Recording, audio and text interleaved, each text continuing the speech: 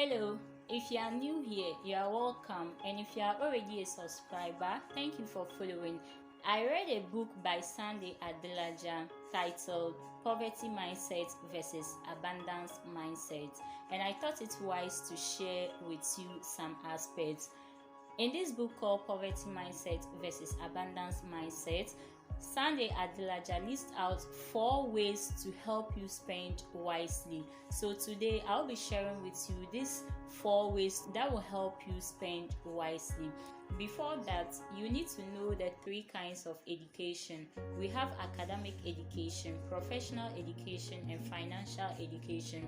So the school system teaches us the academic and professional education.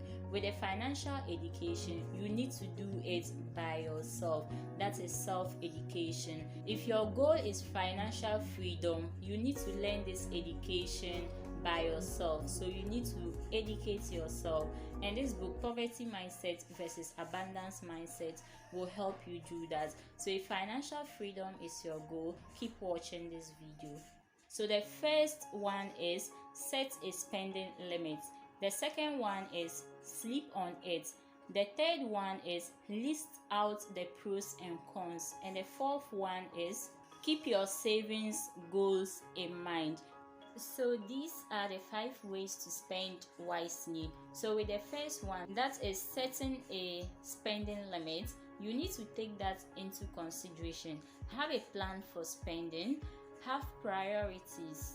So for instance, if you have money or you receive your pay, have a spending limit. Like set a plan for that.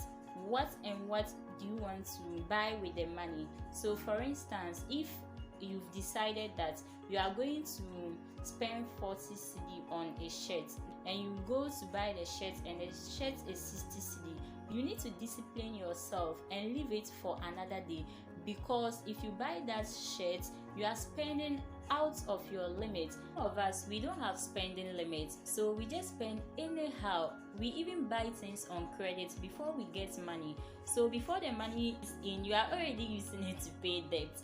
So for you to be financially free, you have to practice this. You have to have a spending limit. Don't just buy things out of emotions. You need to discipline yourself. So the second one is sleep on it.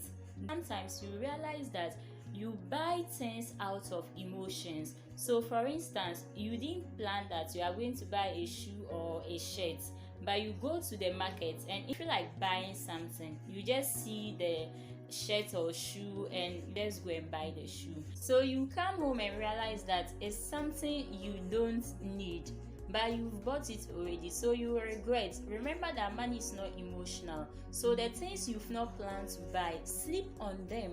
Come home and think over it.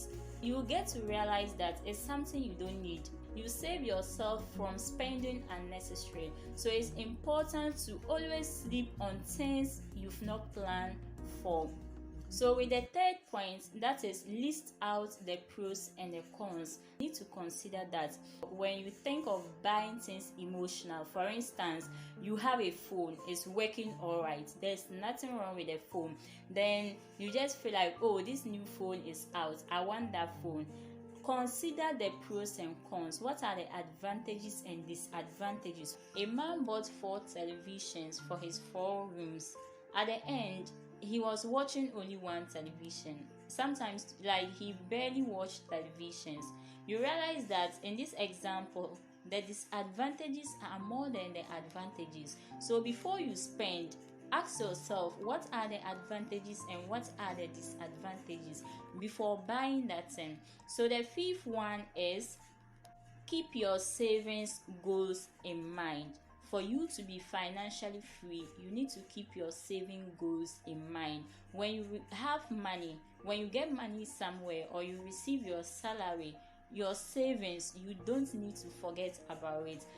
You should save some percentage of the money and use that money to invest into things that will bring you money again. The difference between the poor mindset and the abundance mindset is that those with abundance mindsets save their money and invest their money into things that will bring money to them. So they want money, But those with poverty mindset, they spend their money on things that don't give them money or that don't bring money to them.